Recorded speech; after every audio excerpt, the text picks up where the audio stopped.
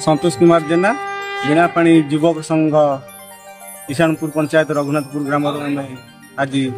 70-80 पिला आसीचु। आज एठू प्रभु श्याम सुंदर पीठरू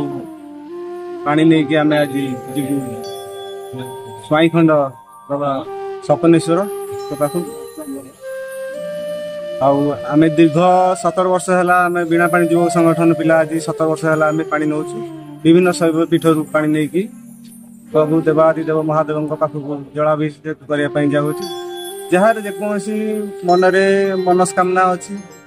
से माने आम सांगे बहुत वर्ष है आसुचन मनस्कामना भी पूर्ण हो महादेव कृपारू समस्त काउरिया भक्त मान प्रभु महादेव समस्त भल खुशी सुखे रख। घर हूँ श्यामसुंदर कतर आम पानी उठाऊ नहीं कि स्वाई खंड ढाल आम प्रति वर्ष पानी जहाँ किसी मानसिक करुचे बहुत खुशी आमको